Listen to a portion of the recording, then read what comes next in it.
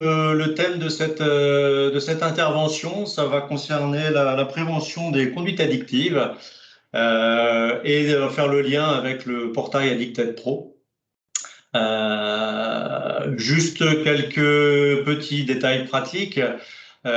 S'il vous plaît, les micros et les caméras sont pas obligatoires. Je vous demanderai plutôt de faire les questions via le chat.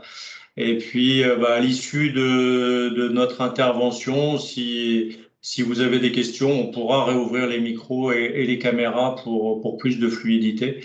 Mais dans un premier temps, si vous pouvez rester uniquement sur le chat, ce serait plus facile. Deuxième petit détail pratique, ce webinaire sera enregistré et déjà enregistré d'ailleurs. Et donc, les replays seront diffusés à l'issue de cette conférence. Dans les prochains jours, c'est toujours un petit temps matériel pour organiser les choses. Voilà, on va pouvoir démarrer maintenant. Donc aujourd'hui, j'ai le plaisir d'accueillir à mes côtés le professeur Amine Benyamina, donc psychiatre, oula, psychiatre, addictologue et président d'Addicted. Et puis également d'avoir le soutien de Sami Amri, le chef de projet éditorial d'Addicted. Alors pourquoi cette conférence aujourd'hui? Pourquoi ce webinaire? Alors tout d'abord, la INF, c'est sa mission de faire la prévention de la santé, de la sécurité, de la qualité de vie au travail.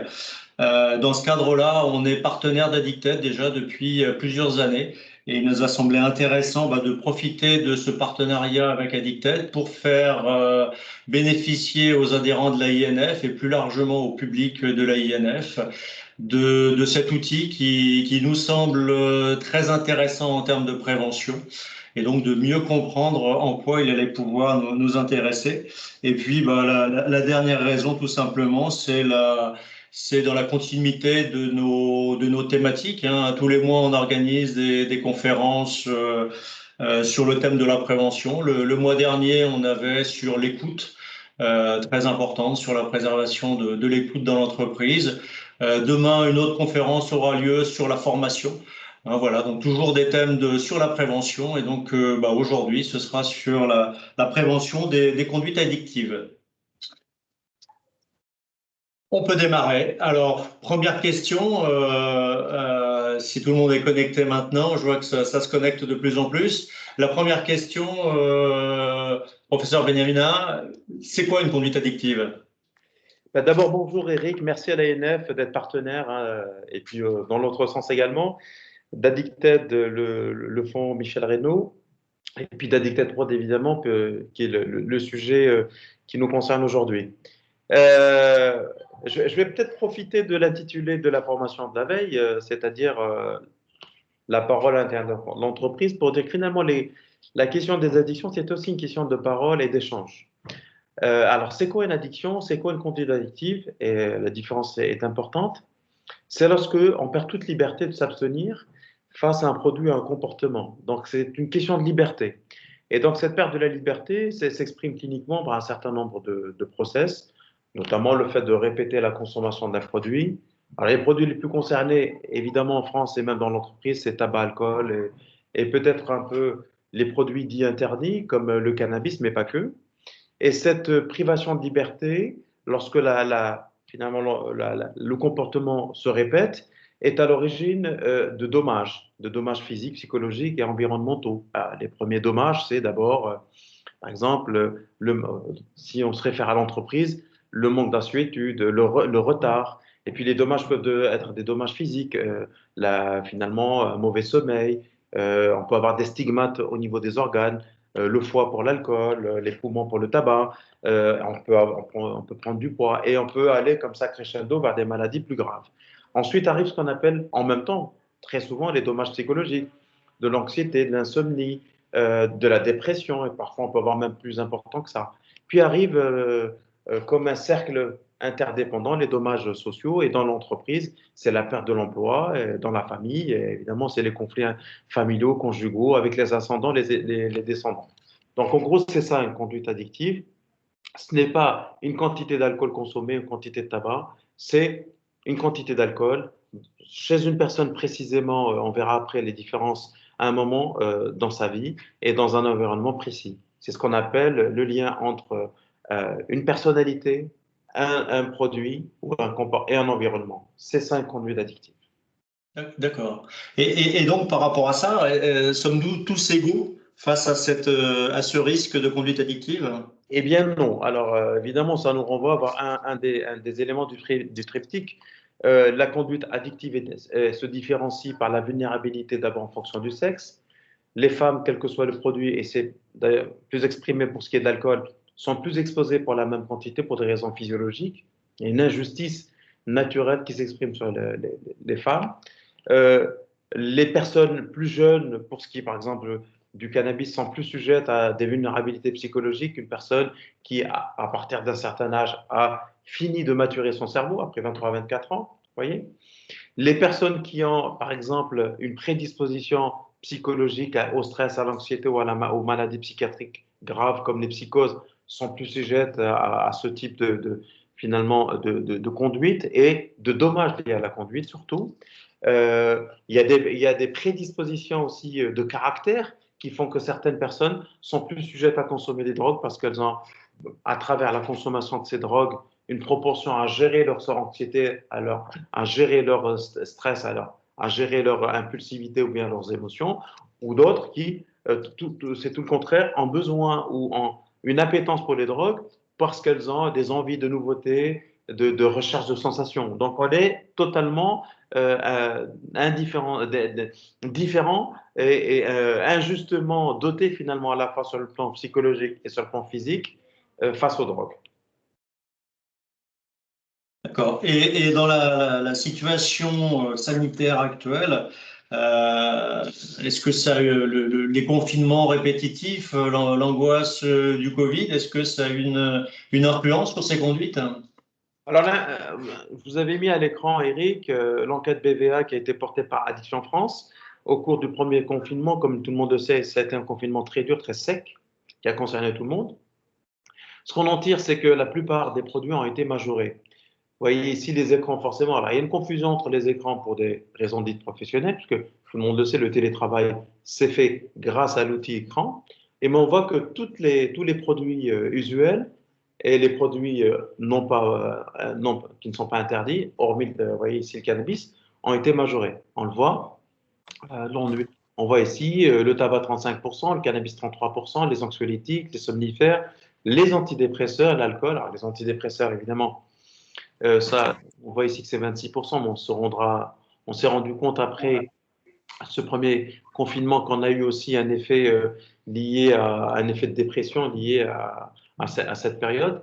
Ce qu'on retrouve, c'est qu'il y a un certain nombre d'éléments qui apparaissent dans cette enquête BVA qui sont intéressants à citer, comme l'ennui, le manque d'activité, le stress, l'anxiété, l'enfermement, la nécessité de faire quelques pauses, et les pauses se font souvent par la prise de produits, et notamment le premier des produits les plus faciles à consommer, c'est l'alcool, et qui avait une forme de justification qui pouvait s'expliquer du fait que, bon, il y a plus grave, c'est le Covid, il y a plus grave, on peut mourir, alors qu'on n'est pas encore totalement, on n'est pas prémuni, il n'y avait pas de vaccin à l'époque.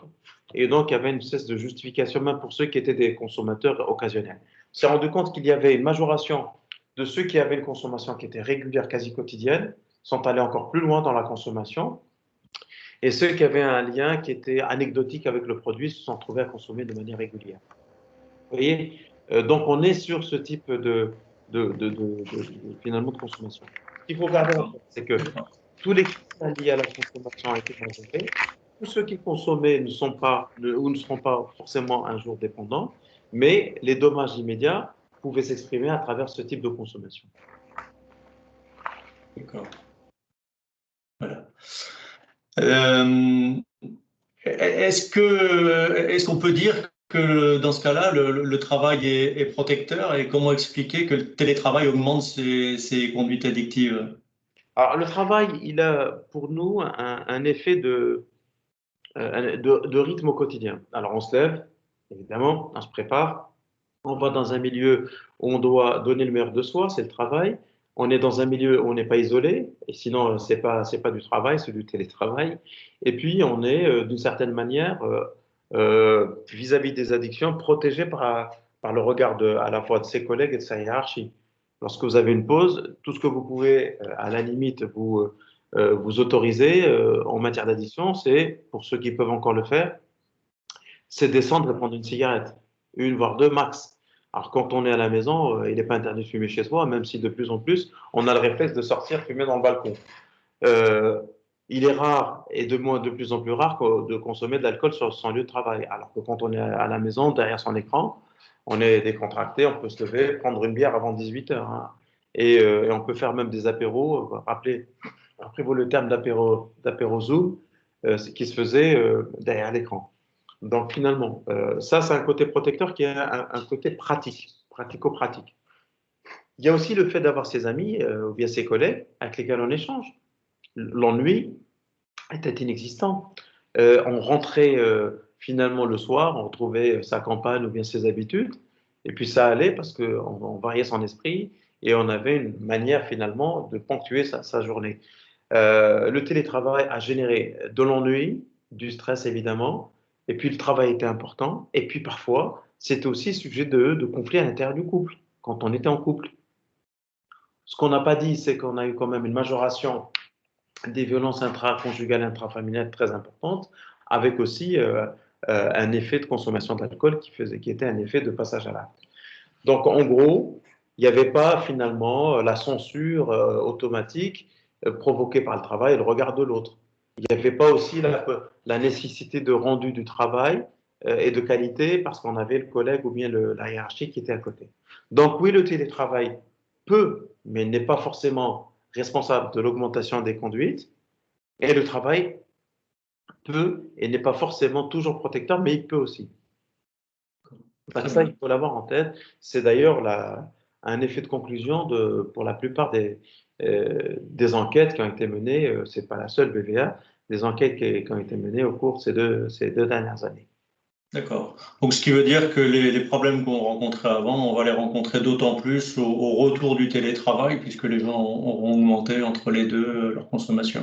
Alors, on espère que la plupart de ceux qui ont majoré ne sont pas devenus malades. Il y a une Ouais. différence entre l'installation de la maladie, qui maintenant vient modifier finalement l'architecture personnelle et environnementale, voilà, que ceux qui ont majoré et qui se disent, bon, il y a aussi un effet de réaction. Je me rends compte que j'ai beaucoup consommé, ça va, quoi. Vous voyez, quand on est sorti du confinement, beaucoup sont venus nous voir en consultation, qui n'étaient pas forcément malades, qui disaient, bah, ça m'inquiète parce que je me suis rendu compte que je buvais tous les jours, et que ce n'était pas le cas avant. De la même manière que ceux qui ont pris du poids ou ont arrêté de faire du sport et qui ont réagi au sortir du premier confinement. Vous voyez, ça, c'est aussi un élément à prendre en compte. Mais on sélectionnera toujours le delta de ceux qui, à la faveur de ce confinement, sont devenus malades et qui maintenant sont dans nos consultations. Ce qu'il faut avoir en tête aussi, Eric, c'est que on a très souvent des tableaux intriqués entre les conduites addictives et les problématiques psychiatriques ou psychologiques. Stress, dépression, anxiété sont souvent associés. Alors, l'imputabilité de l'un à l'autre est difficile à distinguer, mais on a souvent des tableaux associés de ce qu'on appelle de comorbidité psy-addictive. Là aussi, c'est intéressant, important à repérer. D'accord. Et quand on parle donc de conduite addictive, pour le salarié ou l'agent de la fonction publique, on va parler de quelle substance en général? On a le trio de tête, hein, c'est le tabac d'abord et avant tout, qui fait d'ailleurs en France 72 000 morts tous les ans. Vient ensuite l'alcool, 42 000 morts, je suis désolé hein, d'asséner ces chiffres, c'est la stricte vérité.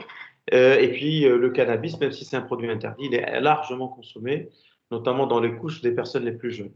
Ensuite, en quatrième position, c'est un groupe informel dans lequel vous avez des médicaments, détournés ou pas, des somnifères, de la codéine, des antalgiques puissants, avec un noyau opiacé, qui eux aussi peuvent occasionner des addictions. Donc voilà en gros le trio et puis la quatrième place qui est occupée par un groupe. Si vous devez faire une politique de prévention à l'intérieur de l'entreprise, il faut interroger clairement sur ce type de consommation parce que c'est ce qu'on retrouve à chaque fois. Alors D'ailleurs, ce qui se consomme dans l'entreprise, c'est d'ailleurs ce qui se consomme chez les Français en population générale aussi. oui, oui. On retrouve la même chose en entreprise qu'à l'extérieur. Le même classement, mais avec évidemment des prévalences différentes et des risques différents. On est d'accord. Voilà. Alors ça fait le lien, Samy, si tu peux passer à la suivante, avec la cohorte Constance. Donc je profite de l'occasion un petit peu pour rajouter quelques chiffres. Là, tout d'abord, qu'est-ce que la cohorte Constance? Donc c'est un document qui vient être publié en avril 2021, donc extrêmement récent. Et c'est une enquête épidémiologique qui a été réalisée sur 200 000 personnes actives de 18 à 65 ans, je crois. Cette enquête-là a été faite avant le confinement, avant le premier confinement, et on y retrouve en effet tous les chiffres de consommation excessive et donc de comportements addictifs, que ce soit pour le tabac, l'alcool, les drogues, les médicaments. On y retrouve catégorisé dans toutes les catégories socio-professionnelles et par tranche d'âge également. Je profite là de l'occasion pour ressortir ce qu'Amine nous disait être la première consommation excessive en entreprise, c'est-à-dire l'alcool, mais dans cette cohorte Constance, on y retrouvera tous les chiffres de la même manière sur toutes les autres addictions. Qu'est-ce qu'on peut voir dans ces chiffres? Eh ben, on voit très clairement déjà que l'alcool concerne beaucoup de gens. J'aurais même tendance à dire on est tous concernés, soit parce que ça va être notre collègue, soit parce que ça va être un salarié, soit ça va être un commercial, soit ça va être un jeune homme, une jeune femme. On est absolument tous concernés. Ce que ces chiffres-là nous donnent, alors bien sûr, la tranche d'âge 18-35 ans, on voit sur les jeunes hommes, c'est plus de 30%, donc quasiment un tiers des jeunes ont une consommation d'alcool à risque, mais d'une manière générale, presque 20% des hommes ont cette consommation à risque, près de 8% des femmes ont cette consommation à risque. J'insiste sur le fait que cette enquête a été faite sur des gens en situation active, donc on est absolument dans des gens qui sont intégrés dans le monde du travail, donc c'est l'environnement que l'on a tous autour de nous. C'est 20% d'hommes, c'est 8% de femmes. Et puis, on voit également les consommations ponctuelles importantes, le binge drinking en anglais, qui est beaucoup plus important encore, avec 27,5% des hommes et 11%, pardon, des femmes qui le font au moins une fois par mois. Pourquoi mettre en avant ces chiffres? Et puis après, je laisserai la parole à Amine pour compléter ce que je peux dire. C'est qu'il y a un lien très direct. Alors, le comportement addictif a des conséquences, bien sûr, autres que sur les accidents du travail, notamment sur le bien-être et la convivialité dans l'entreprise. Mais il y a un lien très direct qui est fait entre la consommation d'alcool à risque et les accidents du travail. Donc, j'ai repris également les chiffres toujours issus de cette cohorte Constance. Le risque d'accident du travail grave est multiplié par 2 dès lors que la personne a une consommation chronique hebdomadaire excessive. Donc, on va parler de 2 verres par jour chez les femmes et de 4 verres par jour chez les hommes. Disait Amine tout à l'heure, les hommes et les femmes, on n'est pas tout à fait égaux par rapport à cette consommation excessive. Mais en tout cas, le risque d'accident grave, donc dans le sens accident grave, on parle d'interruption de travail, hein, donc ce risque est multiplié par 2. Et pour ceux qui font du binge drinking, hein, une alcoolisation importante une fois par semaine, on va retrouver une augmentation de 50% de ces accidents graves. Donc d'où l'importance de travailler sur la prévention, mais je vais laisser peut-être Amine également compléter s'il a quelque chose à compléter sur la cohorte Constance et puis plus spécifiquement sur les chiffres de l'alcool. Ben, tu as pratiquement tout dit, Eric. Donc, simplement réinsister sur la nécessité de faire attention parce que ce qui est assez piégeant, c'est qu'on sait évidemment, quand on fait des analyses même anonymisées, que la population générale et la population finalement des employés ou bien des personnes actives, comme on l'a dit tout à l'heure, elle est tout à fait comparable. Simplement, ce qui est assez compliqué, c'est qu'on a affaire à un produit qui a un statut assez hybride. Il n'est pas interdit, il est toléré, et parfois, il est difficile d'intervenir quand les personnes viennent alcoolisées ou alors dont on sait qu'elles sont alcoolisées quand on rentre chez elles. il y a toute la philosophie qui est en train de changer sur les pots de départ, les consommations lorsqu'on fait une pause déjeuner. Donc l'alcool est présent. Et puis ceux qui viennent alcooliser déjà le matin ou alors qui n'ont pas encore totalement, qui ne se sont pas encore totalement libérés de l'alcool, lorsque ils reviennent, ils reviennent d'une alcoolisation chez eux. Oui, le lien entre d'abord les performances, les accidents, l'efficience au travail ont été montrés directement entre alcool et ces trois éléments. Ça, c'est une évidence. Et là, on a des chiffres très précis qui le montrent. C'est évident. Alors évidemment, là, c'est une photographie importante puisque c'est quand même beaucoup de monde qui ont été testés, analysés. Ensuite, le travail sur le tabac a été plus simple. Je le rappelle parce que c'est quand même beaucoup de morts. C'est plus facile parce qu'on a affaire à un produit qui est sorti finalement de notre culture, alors que l'alcool fait partie de la culture, notamment la culture hexagonale. Et la communication est plus compliquée. On a toujours le sentiment, en parlant d'alcool, de s'immiscer dans la vie, dans les plaisirs et dans l'hédonisme des Français. C'est d'autant plus compliqué que lorsque on essaye d'en parler en entreprise, parce que jusqu'à présent, c'est un élément de convivialité qui est, entre guillemets, tout ça nécessaire pour pouvoir finalement fluidifier les rapports sociaux à l'intérieur de l'entreprise. Ce que disaient les anglo-saxons parlent du team building, c'est-à-dire construire l'esprit d'équipe par du sport et par un certain nombre finalement d'activités qui sont en train d'arriver d'ailleurs en France, alors que jusqu'à présent en France, pour nous, le team building, c'était sortir et faire un bon festin et surtout l'arroser. Donc c'est tout ça qu'il faut clairement arriver à changer dans la mentalité hexagonale. Et tu as raison, Eric, d'en parler parce que c'est le tabou et en même temps le problème par lequel par lequel certains accidents, certaines difficultés peuvent être à la fois générées et même peut-être maintenant prises en compte. Voilà en gros ce que je voulais dire et insister sur finalement la philosophie derrière tout ça qui explique ces chiffres. Ouais, juste, on va rester encore deux petites secondes sur la cohorte Constance. Merci Amine pour ces commentaires. Je mettrai en pièce jointe de la diffusion du replay l'ensemble des chiffres de la cohorte Constance. Hein, la Mildeka nous ayant également demandé de diffuser au maximum ces chiffres pour que ça puisse être un point d'entrée en fait de discussion dans les entreprises, de pouvoir se rendre compte que le sujet n'est pas un sujet tabou, c'est un sujet qui est extrêmement présent. Et statistiquement, si on prend même des petites structures, on va avoir forcément des gens qui peuvent être confrontés à ce genre de problème à un moment de leur vie. Hein. Il ne s'agit pas de dire que les gens peuvent avoir toujours le problème, mais peuvent être confrontés à un moment de leur vie à cette consommation à risque. Voilà, alors là, on a fait un petit peu le bilan sur l'état actuel et le fait qu'on est tous entourés par ces phénomènes d'addiction.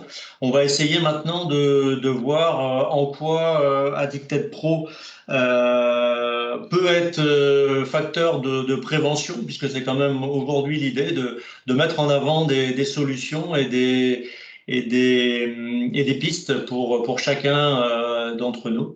Alors déjà, première question, qui a créé Addicted Pro et quelle est la légitimité d'Addicted Pro? Alors vous avez la photo de professeur Michel Reynaud, la réponse est sur l'écran. Michel Reynaud qui a été mon patron et mon ami pendant plus de 20 ans. J'ai été son élève quand il a pris la chefferie à Paul Brousse et je lui ai succédé à la tête du département. A eu l'idée en partant à la retraite, même un peu avant, de créer une fondation et en discutant, donc ce qui nous a semblé, et d'abord à lui, et je l'ai soutenu dans cette démarche, c'était de créer une plateforme qui était Addicted tout simplement, une plateforme qui serait une plateforme dans laquelle à la fois les patients et les professionnels se mettraient en lien pour essayer de parler d'addiction et d'avoir quelque chose de pratique pour soutenir. À la fois une plateforme avec les contacts, une plateforme avec les possibilités de s'évaluer et puis une capacité à réagir dans un forum. Et par-delà, on s'est rendu compte que la question des entreprises était une question présente, prégnante. Et c'est en discutant avec, je me souviens très bien avec Nicolas Pris, l'ami de Descartes, mais pas que Michel Reynaud avait pensé à mettre à disposition pour les entreprises finalement la réflexion avancée qu'on a eue sur Addicted. Et c'est comme ça qu'Addicted est arrivé avec quelque chose de particulier, c'est la rédaction de fiches pratiques. Il y a une équipe, il y a un comité de pilotage. Et puis, ce qu'on fait là, des interventions en entreprise. Alors évidemment, avant la Covid, c'était en présentiel. Michel avait finalement traîné ses guêtres partout dans les entreprises et les amphis. Et maintenant, on le fait derrière l'écran. Mais bon, c'est résumé trop rapidement ce que Addicted Pro amène et apporte et sa capacité à s'adapter aux entreprises et à la philosophie de l'entreprise. C'est tout ça, Addicted Pro. Merci beaucoup pour ces précisions et je pense qu'en effet que un hommage à Michel Reynaud était nécessaire aujourd'hui, qui est vraiment le père fondateur de toute la dictologie en France. Première question à Samy, donc, qui va nous présenter un petit peu le portail. C'est pour qui ce portail derrière Addicted Pro, c'est qui la population visée? Alors déjà, bonjour à tous. Merci d'être présent pour ce webinaire. Je suis très heureux de vous présenter l'outil Addicted Pro. Donc on va commencer, comme l'a dit Eric, par les cibles. Donc Addicted Pro, c'est pour qui? C'est simple, ça va être pour presque tous les acteurs de l'entreprise. Donc on va avoir des contenus pour les dirigeants, pour les managers, les services de ressources humaines, les collaborateurs. Quand j'entends collaborateurs, c'est les salariés et également les agents de la fonction publique. On va avoir aussi les préventeurs, les partenaires sociaux et les services de santé au travail. Donc il y a vraiment une volonté de réunir tous ces acteurs et de les faire devenir de véritables acteurs du changement dans l'entreprise et de la prévention des conduites addictives. Alors, Donc, c'est pas maintenant, que pour les dirigeants non. ou les responsables, mais donc on voit bien que c'est pour l'ensemble des personnes du monde professionnel. Et donc, toutes ces personnes vont trouver quoi sur le site Addicted Pro?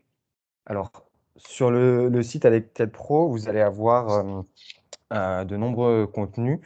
On va avoir du contenu qui va peut-être être plus à destination des dirigeants et des services de RH, même si on peut aussi trouver des éléments pour les collaborateurs.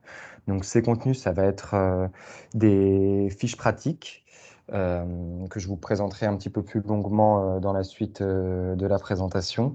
Mais en gros, ce sont des fiches illustrées, téléchargeables et gratuites qui donnent des éléments pour mettre en place une démarche de prévention, avoir le savoir nécessaire en amont pour mettre en place cette démarche, et ensuite aussi évidemment réagir quand on est face à une situation de crise ou à une situation aiguë. On va aussi avoir un annuaire des acteurs pour vous accompagner dans cette démarche de prévention des conduites addictives. On va pouvoir y retrouver des associations, des cabinets de conseil, des mutuelles,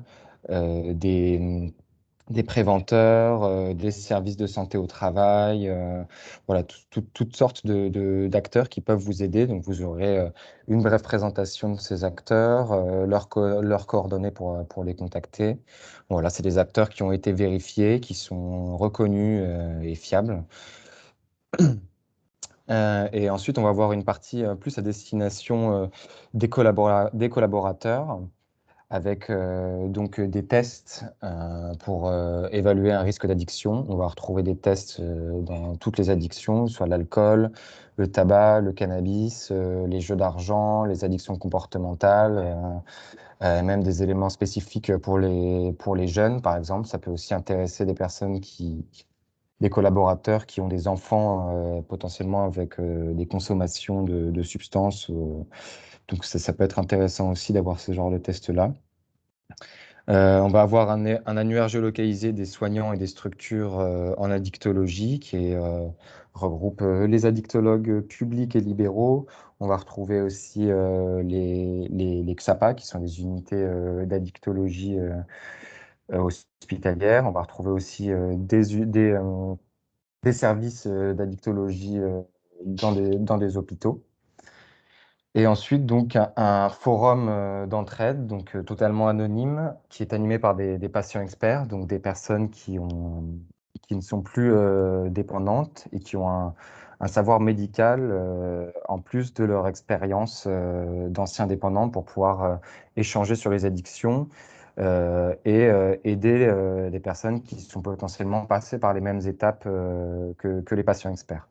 On trouvera aussi sur le forum un espace patient et proche, puisque l'addiction ne touche pas seulement la personne dépendante ou en proie avec le produit, mais elle touche aussi les proches qui parfois peuvent se retrouver démunis et pour qui une écoute attentive par une personne qui est passée par ces étapes-là peut être vraiment très utile. Si j'ai bien compris dans ce que tu nous expliques, cette plateforme Addicted Pro, elle est gratuite. Elle est gratuite. Elle est totalement gratuite, totalement accessible à toute personne qui se pose des questions sur les addictions, avec tous les outils nécessaires dedans. On va également avoir l'anonymat, c'est-à-dire qu'il n'y a pas besoin de se connecter à un espace ou autre. C'est totalement anonyme, donc ça permet vraiment d'y aller sans se poser de questions. Et c'est vraiment la volonté des créateurs d'avoir un espace totalement anonyme.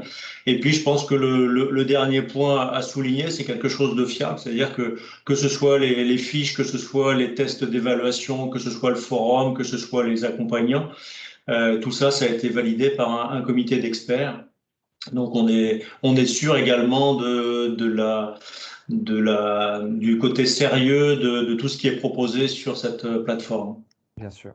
Voilà, la petite précision, le seul endroit où une connexion est nécessaire, c'est sur le forum, puisque cette connexion via un pseudo garantit l'anonymat. Il faut savoir que toutes les conversations sur le forum sont cryptées, donc il n'est pas possible d'y accéder ou de les pirater, etc., quoi. Donc c'est vraiment un environnement de discussion sain et intime.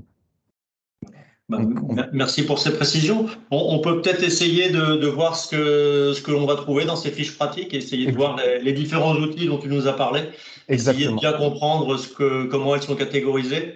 Exactement. Alors, comme vous le voyez sur l'écran, vous avez 3 types de fiches qui sont distinguées par des codes couleurs spécifiques. Donc, les fiches violettes, ce seront les fiches se renseigner, qui vont donner des informations de premier niveau pour commencer à se mettre à jour sur les politiques de prévention des addictions en entreprise, pour avoir des éléments éventuellement juridiques, du savoir un petit peu général sur les addictions en entreprise. On va avoir un second niveau d'action qui est représenté par les fiches bleues, qui sont donc des fiches qui sont estampillées prévenir. Donc là, c'est pour vraiment commencer à mettre en place une charte de prévention, pour vraiment avoir des outils pratiques pour mettre en place ces outils. Donc, on peut avoir des éléments sur comment rajouter le risque des conduites addictives dans le règlement intérieur. On va avoir des bonnes pratiques pour réussir la charte de prévention, des éléments sur les acteurs qui peuvent vous aider, des points juridiques également, des éléments sur le dépistage. Voilà, donc là, c'est vraiment des éléments pour mettre en place des actions. Donc ça, ce sera quand même surtout pour les employeurs et les médecins du travail, même si ça peut aussi intéresser les collaborateurs. Et ensuite, donc là, on va avoir un dernier niveau qui est représenté par les fiches rouges, qui est le niveau réagir. Et là, on se trouve dans une situation d'urgence. Comment faire pour réagir au plus vite et au mieux? Ces fiches vont permettre de nous aider également. Je vais rentrer un petit peu plus dans le détail de ces fiches pratiques. Oui, Samy, juste moi quelques petites précisions par rapport à ce que tu as pu dire. Donc ces fiches aujourd'hui, on en a combien de disponibles? On en a une cinquantaine et on en a encore une dizaine qui vont être publiées pour 2021. Voilà. Donc faut bien voir, c'est que ces fiches c'est tout en constante augmentation. Oui. Elles tentent de répondre à tous les besoins et toutes les questions que peuvent se poser les personnes en entreprise. Et bien évidemment, si certaines des personnes qui nous écoutent aujourd'hui souhaitent voir certaines fiches pratiques, un angle particulier qu'ils ne voient pas dans toutes ces fiches, qu'ils n'hésitent pas à contacter directement soit Samy, soit moi-même pour justement créer des nouvelles fiches. Hein. C'est quelque chose qui est où l'idée est vraiment de répondre aux besoins des entreprises. Donc, si vous avez des besoins, n'hésitez pas. Et donc, ce sera Samy à l'autre bout d'Addicted Pro qui essaiera de prendre en compte ça. Et après, Bien via sûr. des comités de pilotage, on décidera ou pas de réaliser telle ou telle fiche. À Voilà, savoir que les je te laisse fiches, nous. oui, je voulais juste préciser que voilà, les fiches sont aussi téléchargeables, gratuites. Vous pouvez vraiment vous les approprier comme vous le désirez. On n'a aucun droit de propriété là-dessus. C'est vraiment fait pour être diffusé le plus largement possible. Merci. Bah, je Donc, te laisse nous en présenter une. Alors, oui, sur on peut. justement, sur se renseigner, qu'est-ce que. Voilà, sur se renseigner, on va voir par exemple la fiche 20 questions pour auto-évaluer votre politique de prévention.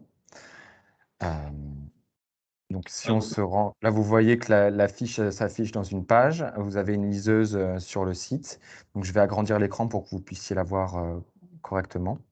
Donc, vous voyez, il y a en début de fiche le temps de lecture, la catégorie de la fiche, les sources, à qui cela s'adresse, et puis ensuite, voilà, des éléments introductifs. Pour cette fiche-là, voilà, ça va être vraiment quelque chose de très simple. On va vous proposer 20 questions pour évaluer votre politique de prévention. Donc voilà, des éléments sur l'absentéisme ou des défauts de production liés aux substances psychoactives.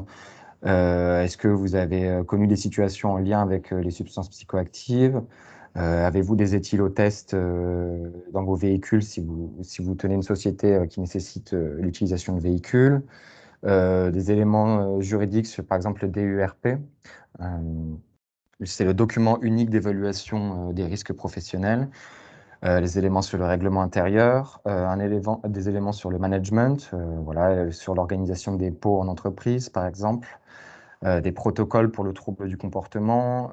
Est-ce que les managers sont bien sensibilisés à la prévention des conduites addictives?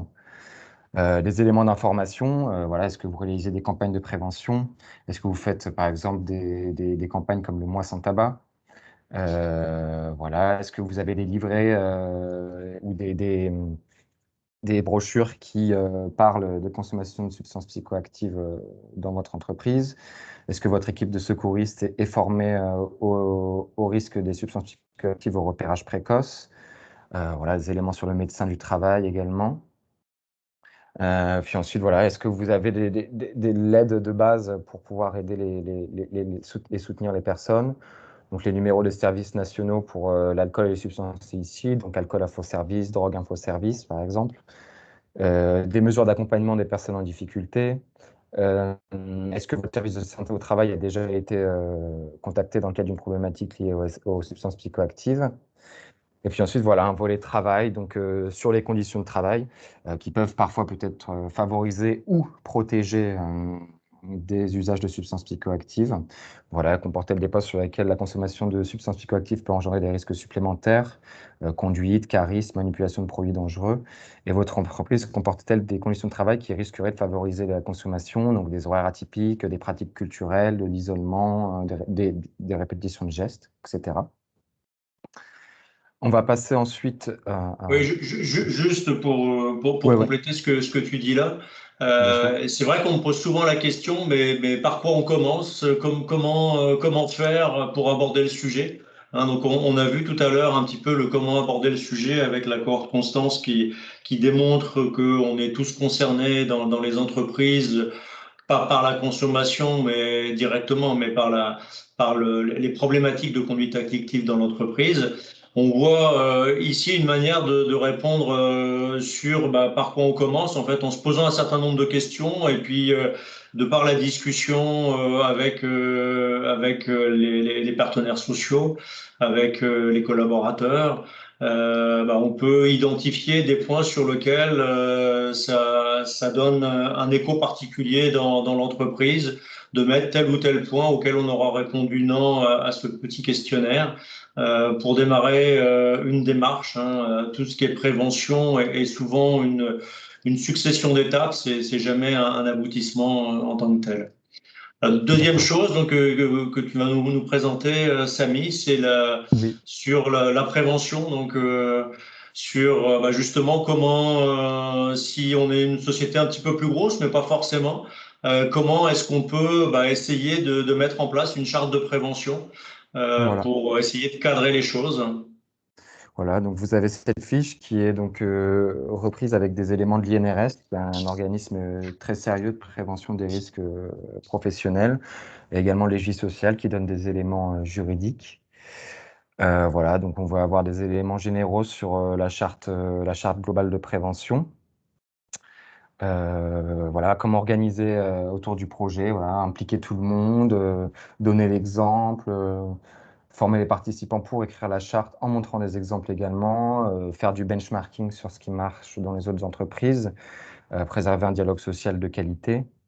Voilà, après aussi, il y a plein de choses aussi autour de la communication, rappeler les rôles de chacun, rassurer les équipes, voilà, adapter le langage et les méthodes de travail à tous les profils de salariés. Donc, c'est des choses qui sont assez ambitieuses et qui nécessitent de vraiment impliquer tout le monde, que ce soit du salarié au médecin du travail, en passant par le RH. Euh, voilà, valoriser aussi les initiatives et les réussites dans l'entreprise. Et ensuite, on va voir voilà, les différences entre alerter et dénoncer pour quand même conserver un environnement bienveillant au sein de l'entreprise, ne pas faire en sorte que ce soit quelque chose d'alarmiste ou qui stigmatiserait certaines personnes. Diffuser évidemment largement la charte établie au sein de l'entreprise. On a rappelé le fait qu'une alerte ou un appel au secours ne sera jamais l'objet d'une sanction disciplinaire. Ça, c'est très, très important puisque les conduites addictives sont encore évidemment tabous dans l'entreprise. En tout cas, pour le tabac, ça reste encore relativement ouvert, mais pour ce qui est des autres consommations, c'est quand même un petit peu plus difficile d'en parler, surtout à ses supérieurs. Et voilà, sortir de l'approche répression-sanction pour une approche prévention, repérage. Voilà, c'est très important vraiment de ne pas mettre en place une stratégie de prévention une fois qu'on a connu un problème. Il faut essayer de mettre en place une stratégie le plus en amont possible. Voilà, et puis à la fin des fiches, on vous propose également des liens vers les acteurs et des fiches connexes qui peuvent vous aider à aller plus loin pour approfondir le sujet. Merci. Et donc, bah, même exercice pour une fiche Agir. Hein, Agir, voilà. On a dit tout à l'heure que bah, la première conduite addictive en entreprise et dans la société en général, ça restait l'alcool. Donc, comment est-ce qu'on peut réagir face à un salarié en détresse? Voilà, Il y a une fiche dessus, si tu peux nous la présenter. bien sûr, ouais, oui, elle est en train de s'afficher. Voilà, donc là, vous avez encore, là, c'est plus la destination des employeurs et des salariés, du coup. Donc, on va expliquer les étapes à suivre pour réagir au mieux pour la sécurité des salariés. Donc, tout d'abord, il va y avoir déjà une phase de repérage des signes faibles forts. Alors, évidemment, il faut quand même prendre ça avec des pincettes. Une personne qui est un peu irritable et pas forcément dépendant à une substance ou consommatrice. Mais voilà, c'est des signes qui peuvent vous donner des indications, surtout si vous en voyez qui s'enchaînent ou s'il y en a plusieurs. Il faut tout de même rester attentif. Voilà, si aussi on a une situation vraiment aiguë où le salarié fait un malaise, qu'est-ce qu'on peut faire? Voilà, appeler le SAMU, noter par écrit les indications du médecin, prévenir les proches.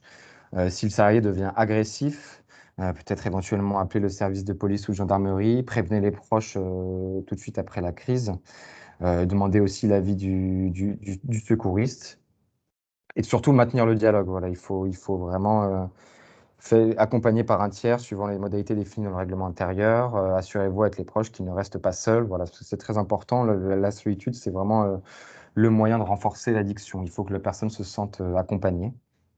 Voilà, puis ensuite, on va avoir des éléments administratifs sur la rédaction du rapport, la fiche de constat des faits, informer le médecin du travail, échanger avec le salarié aussi pour l'entretien, lui remettre une convocation pour la visite médicale. Et puis aussi, à la suite de cet incident, organiser une campagne de sensibilisation pour vraiment impliquer tous les salariés et le service de travail également pour pouvoir vraiment faire une communication efficace et faire en sorte que ces situations ne se reproduisent plus. On va avoir également des éléments juridiques, voilà, que nous dit la loi en cas de crise, avec des éléments sur le code du travail, l'obligation de sécurité. À chaque fois, vous avez des liens qui vous permettent d'accéder justement à l'article en question sur Légifrance. Et voilà, ensuite, la même présentation avec les acteurs et les fiches connexes. Donc ça, Alors bon, c'était la présentation pour les fiches pratiques. Oui, tu voulais réagir peut-être, oui, Eric? oui, juste par rapport à ça, hein, on se place bien dans la situation de l'entreprise et non pas dans la situation du médecin, puisque bah, bien sûr la personne sera encouragée à aller voir le médecin de l'entreprise, les services de santé au travail ou son médecin personnel pour lui venir en aide par rapport à ses addictions. On reste bien dans le cadre Oui. professionnel.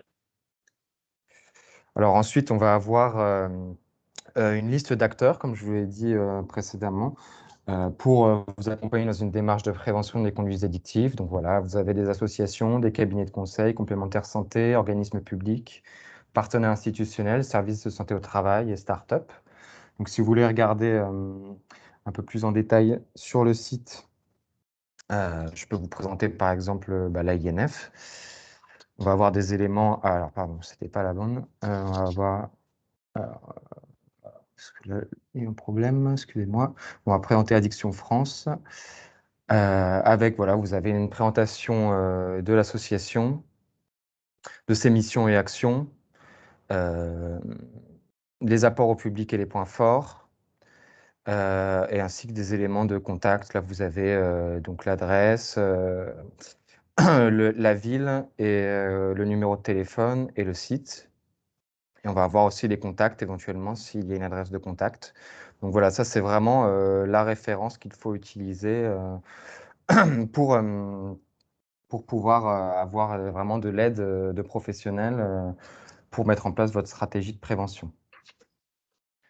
Donc ensuite, je vais vous Ouais. présenter également. Point suivant, voilà, un petit peu Oui, sur bah, les tests qu'on va pouvoir récupérer sur Addicted Pro. Hein. C'est un bon outil de prévention, donc de s'auto-évaluer dessus. Donc, je te laisse te connecter pour nous montrer. Alors, on a choisi oui, la même chose sur le thème de l'alcool, bien évidemment, et donc voilà. Alors, s'auto-évaluer. oui, je vais vous présenter sommairement le questionnaire. Je pense que je n'aurai pas le temps de le faire, mais en gros, c'est un questionnaire en 10 questions. À la fin de ces 10 questions, vous obtenez un score plus ou moins élevé. Plus le score est élevé, plus votre risque de dépendance est probable. Et donc, en fonction de la gravité de la dépendance à l'issue de ce quiz, vous allez être redirigé vers différentes informations. Donc, pour un premier niveau, ce sera plus de l'information de base, des articles, etc. Pour un deuxième niveau, avec une dépendance probable, on va plus vous rediriger vers notre forum ou vers des lignes d'écoute. Et ensuite, si vraiment la dépendance est probable ou avérée, là, on va vraiment vous rediriger vers notre service d'annuaire géolocalisé qui vous permet de trouver un professionnel dans votre région. Donc justement, ça me permet de faire la transition vers cet outil qui est donc l'annuaire. Donc au-delà de vous le présenter, je vais vous faire une démonstration, ce sera beaucoup plus parlant. Euh, donc là, on se rend vers l'annuaire. Vous avez les annuaires et les annuaires spécialisés. Alors, je vais taper mon adresse, voilà, 3 rue des Cottages, dans le 18e à Paris. On va sélectionner tous les annuaires. Alors, l'adresse n'a pas été validée. Hop. OK. Et donc là, vous voyez, on est dans le 18e arrondissement. Donc, on va avoir l'Exapa, Xapa rue Marcadet, qui est dans une rue dans le 18e arrondissement de Paris. Un addictologue public, d'Exapa. Voilà. Ce qui est intéressant, c'est qu'on a aussi des consultations jeunes consommateurs qui sont accessibles pour les jeunes qui ont des problèmes de dépendance et qui souhaitent en parler, mais aussi pour les parents qui ont des questions concernant les usages de leur enfant. Donc ça aussi, c'est très important. On va avoir aussi voilà, des éléments sur les structures hospitalières. Donc là, vous avez l'hôpital Bichat à la porte de Saint-Ouen, par exemple, à Paris, des addictologues publics, des addictologues libéraux. Vous les Petite avez aussi. question, Samy, Oui, parce que là c'est autour de chez toi, mais est-ce que on va avoir cet annuaire actualisé partout en France? bien sûr, si vous voulez qu'on aille, par exemple, si je tape Lille et que je tape dans tous, on va avoir des éléments sur Lille. Hop, vous voyez, voilà, les XAPA à Lille, les addictologues publics, Voilà, les consultations jeunes consommateurs également. Est-ce que voilà, les services d'addictologie dans l'hôpital Fontan à Lille et, et aussi voilà, les services d'addictologie. On a plusieurs numéros, hôpital de jour également, les centres XAPA. Donc voilà, c'est vraiment géolocalisé dans toute la France. Donc vous pouvez vraiment trouver un professionnel compétent partout où vous êtes. Et ça, c'est vraiment très important pour nous. Voilà, près de chez vous. Et dernier outil de cette boîte à outils qui est Addicted Pro. Oui. Il nous reste juste quelques minutes avant de pouvoir conclure. Donc, je te laisse présenter le forum. Le forum Addicted, donc, qui est un forum, je vais aller directement dessus également pour vous montrer. Donc voilà, comme j'ai précisé, qui est un forum qui est modéré par des patients experts. Je vous ai un petit peu expliqué ce que c'était qu'un patient expert précédemment, donc des personnes qui ne sont plus dépendantes et qui ont obtenu un savoir médical pour pouvoir aider des personnes également dépendantes et aussi conjuguer voilà, ce savoir médical avec leur expérience pour pouvoir vraiment apporter l'aide la plus complète possible. Il faut savoir que sur le forum, on ne laisse aucun message sans réponse. Toute personne qui poste un message aura une réponse dans les 24 heures. Et ça, c'est vraiment très important. On a également une politique de relance. Si on constate qu'une personne a posté un message, qu'on lui a répondu et qu'elle ne répond pas pendant plusieurs jours, on va demander au patient expert de le relancer, de lui demander si tout va bien, si ce qu'il a décidé de mettre en place fonctionne ou pas, s'il y a une rechute ou pas. Donc voilà, il y a un véritable suivi très important pour nous. Et donc, vous voyez qu'il y a plusieurs espaces de discussion en fonction des substances et aussi de la nature des personnes qui vont sur le forum. Donc, vous allez avoir des éléments sur le Covid. Ça, c'est ce qu'on a créé avec le confinement, étant donné que ça a donné place à beaucoup d'angoisse et à une augmentation des consommations. On a jugé nécessaire de mettre en place cet outil. On va avoir des éléments sur les proches et l'entourage pour que les familles puissent être moins esselées vis-à-vis du trouble addictif de leurs proches. Et puis ensuite, plus généralement, des éléments sur les différentes substances, donc alcool, cannabis, tabac, donc autres drogues qui comprend donc les produits de synthèse, la cocaïne, les extasies, le LSD, les hallucinogènes, les choses comme ça. Les médicaments, le jeu d'argent et le comportement qui là aussi comprend une myriade de conduites addictives qui peut aller de l'addiction au jeu, l'addiction aux achats, l'addiction au sexe, l'addiction au sport, la bigorexie. Et ensuite, ça, c'est un forum qui est uniquement dédié aux modérateurs, qui n'est pas visible pour les usagers classiques du forum, qui permet aux membres du forum de se coordonner entre eux, d'éventuellement délibérer s'il y a des personnes à exclure parce qu'elles n'ont pas été en phase avec la charte du forum. Enfin voilà, c'est vraiment l'espace de discussion pour les modérateurs. Voilà pour ce qui est de la Merci présentation. beaucoup, Samy, pour ces présentations. Et j'espère que ça a été très clair pour tous les auditeurs de cette boîte à outils qui est Addicted Pro. L'idée était vraiment dans un premier temps de dire, d'expliquer et de comprendre ce qu'étaient les comportements addictifs, et puis dans une deuxième partie de pouvoir montrer cette boîte à outils avec différentes solutions qui vous sont proposées.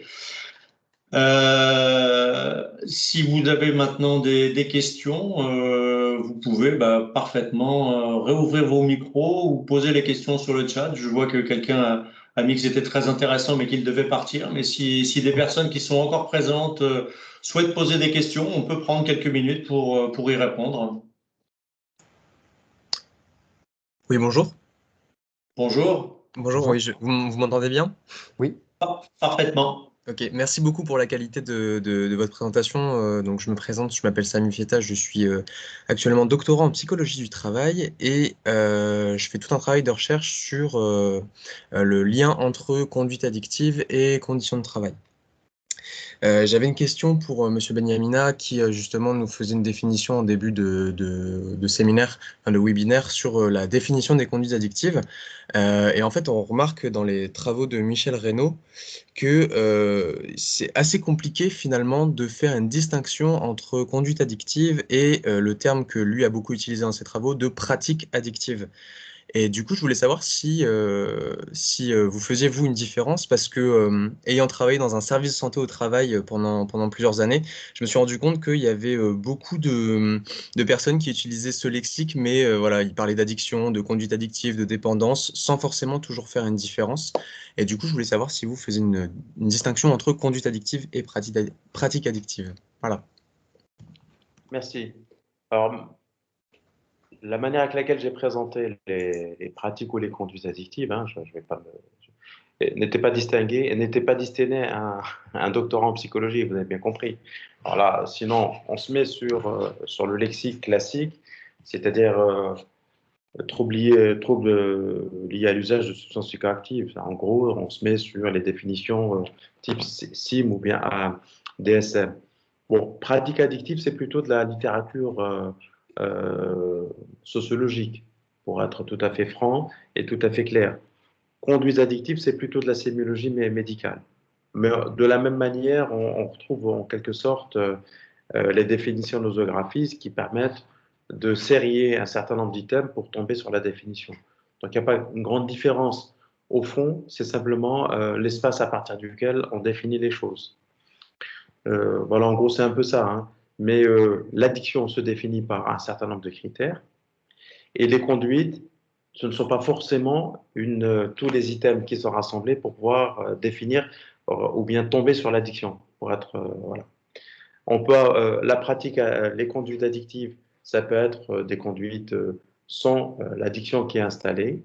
Et les pratiques, c'est en gros la répétition des conduites.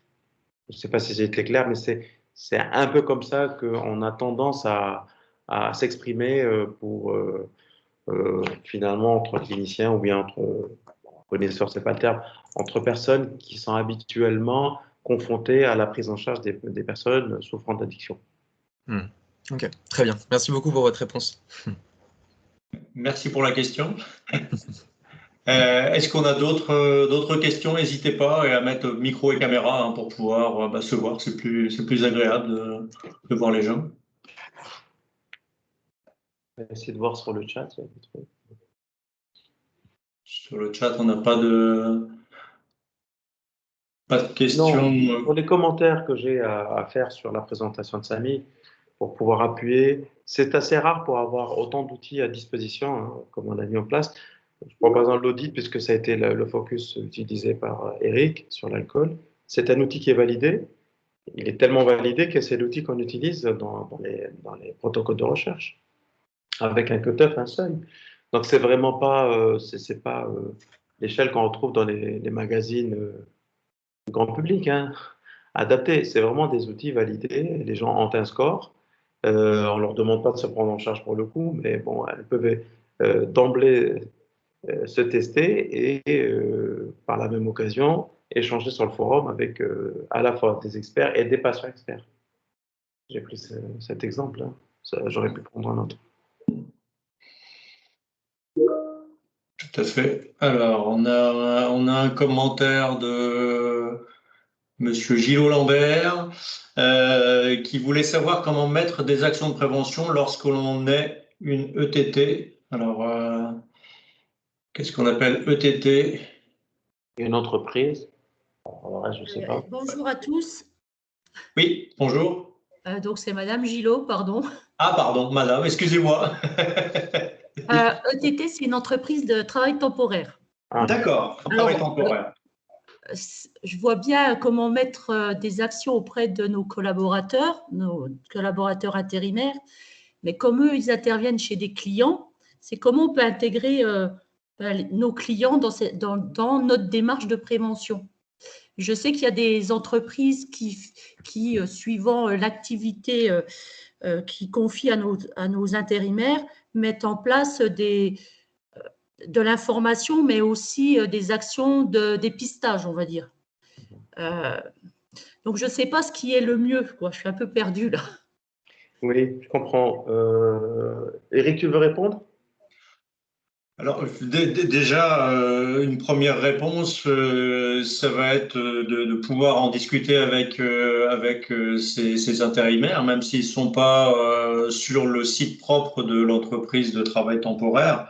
Ils vont se retrouver déportés dans d'autres entreprises avec une autre culture et en effet, une démarche de prévention qui sera pas forcément portée par l'entreprise utilisatrice de l'intérimaire, mais ça n'empêche pas l'entreprise de travail temporaire, tout comme les entreprises de services qui ont pareil leurs salariés qui sont souvent, je pense aux entreprises qui font de la maintenance, les collaborateurs sont souvent directement dans l'entreprise utilisatrice. Et donc, il va y avoir cette double entité pour la personne avec une hiérarchie en local et puis une hiérarchie de l'entreprise de travail temporaire.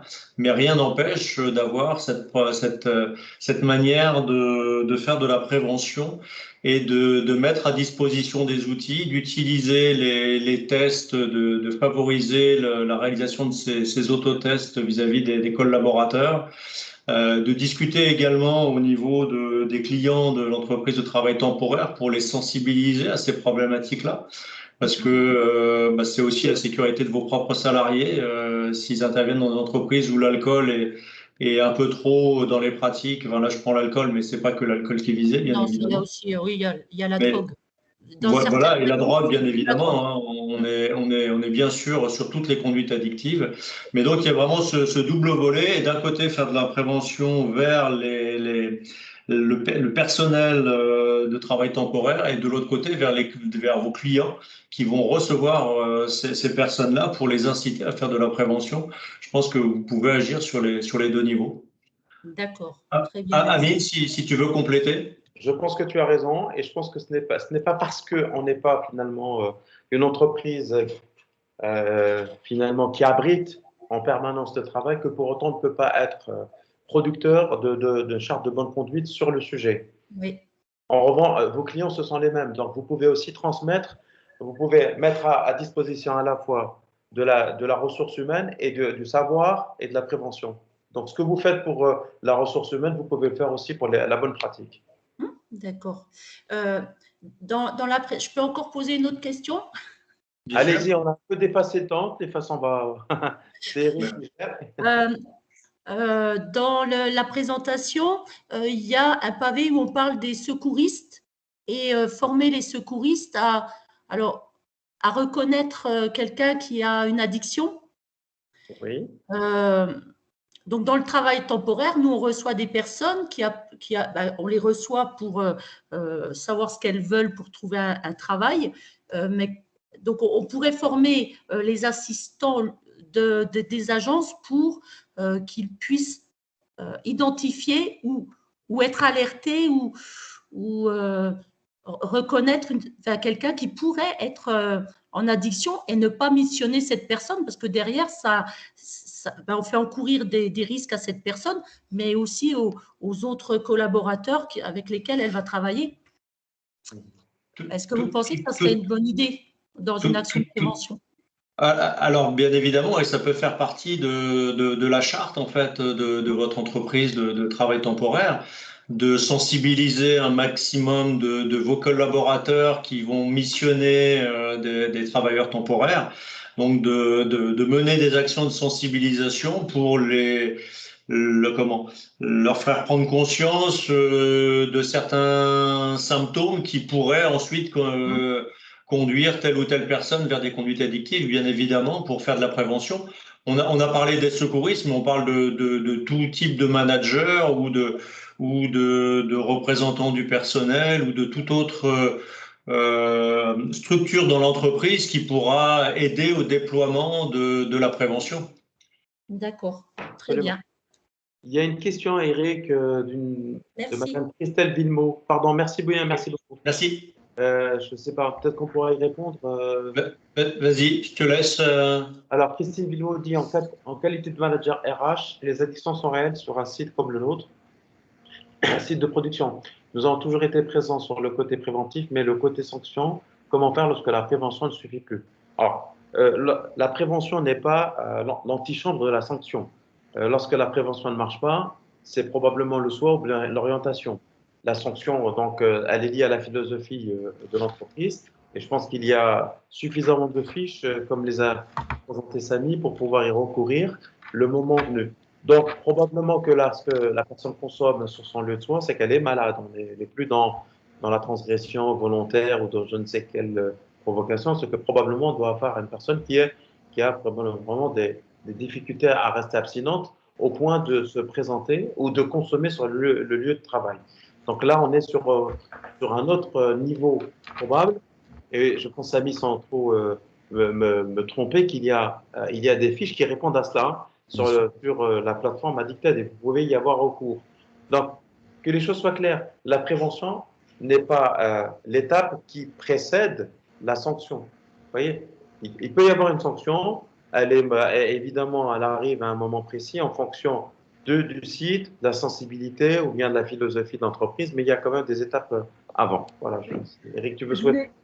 Oui. Pardon, bonjour à tous. Je voulais juste préciser, en fait, nous sommes un site de production qui tourne en 3/8, en 5/8, c'est-à-dire la nuit, le week-end, Oui. donc pas forcément avec de la direction présente sur le site 24/24. Et donc, on fait beaucoup de prévention par de l'affichage, avec des numéros de téléphone, de l'aide, etc. Beaucoup de communication aussi avec notre médecin du travail. Mais on s'aperçoit, tout le monde est toujours d'accord, je veux dire que ce soit les partenaires sociaux, Oui. Les salariés, les chefs d'équipe, la direction, on est toujours d'accord pour dire qu'il faut faire quelque chose contre les addictions et aider les personnes. Mais je veux dire, c'est tabou, ça reste tabou parce que personne n'en parle et c'est toujours l'autre, mais jamais soi. Et donc, à un moment donné, on se dit, mais comment faire? On est un peu face à un mur. De se dire pourquoi continuer parce que là, on s'aperçoit que ça ne fonctionne pas. Alors peut-être, alors pour le coup, vous exposez vraiment la problématique dans les entreprises. C'est le tabou, c'est les difficultés à parler parce qu'on est dans la confusion entre l'espace professionnel et personnel. Oui. Ce qu'on propose en général dans ce cas-là, c'est de changer la manière de communiquer, les aborder autrement, changer la manière de faire. C'est ce qu'on vous propose aussi de faire à travers les fiches. Comment aborder autrement que par les mêmes acteurs identifiés comme porteurs d'un projet de prévention à l'intérieur de l'entreprise. Peut-être en changeant, peut-être que la cible sera atteinte. D'accord. Et ça, je peux le retrouver dans les fiches? Oui, d'accord. Et okay, forum où il y a toujours moyen de vous aider lorsqu'on il y a du sur-mesure en quelque sorte à travers la plateforme aussi. Si vous ne trouvez pas ce dont vous avez besoin, vous pouvez aussi passer par nous contacter. Voilà. Ok. Entendu, merci bien. Et je compléterai ta réponse, Amine. C'est vrai que la prévention, c'est ce qui est le mieux sur du moyen terme, du long terme. Après, je suis pas sûr que quelle que soit la qualité du système de prévention, on arrive au 0 cas par la suite. C'est pas, faut pas forcément le vivre comme étant un échec. C'est, je pense, quelque chose où on peut essayer au maximum de faire de la prévention pour limiter les cas, pour les réduire, pour accompagner les gens, pour éviter d'en arriver à la perte d'emploi, hein, puisque c'est souvent le cas, c'est-à-dire que quand c'est vraiment trop tard, la personne finit en perte d'emploi. Moi, j'ai eu un des adhérents l'autre jour qui m'a dit, moi, je suis concerné aussi par un de mes salariés, et si je le licencie, dans 6 mois, je le retrouve sur le trottoir. Et il n'avait pas envie de ça, en fait. Donc vraiment, la prévention est là pour éviter toutes ces conséquences les plus catastrophiques. Maintenant, je pense pas qu'il y ait un échec à partir du moment où il y a un cas de consommation excessive dans l'entreprise. Absolument. Ok, merci bien. Merci à vous. Peut-être dernière question, si on a le temps, parce que je ne sais pas, après, je pense qu'il y a d'autres choses. Qu'est-ce qu'il y a? Y a-t-il une procédure lorsqu'une personne sous alcool profond? Je crois qu'il y a une fiche là-dessus. L'alcoolisation d'entreprise. On a une fiche là-dessus, hein, Samy? Oui, c'est la fiche que j'ai présentée. Comment réagir face à un salarié ivre sur le lieu de travail. On ne va pas la détailler parce qu'elle n'a pas beaucoup de sens, mais on renvoie vraiment sur le site. Hein, là, il est à disposition. Oui. Tout En à fait, fait, tout à fait. Eric pourra faire le lien. Bon, c'est aussi Voilà. un question de la INF, hein, Oui. n'est-ce pas? Voilà. Non, mais c'est clair. Après, il n'y a pas de solution miracle ou de procédure d'isolement dessus. Ça va être de voir avec les services de santé également et de toujours accompagner la personne. Mais comme le dit Amine, on retrouve ces informations sur les fiches. Et Franchement, bien d'autres informations sur toutes les autres questions que vous pouvez vous poser, vous pourrez les retrouver sur les fiches et sur le forum, en fait. Hein. Le forum est vraiment là aussi pour aiguiller les personnes par rapport à leurs questions.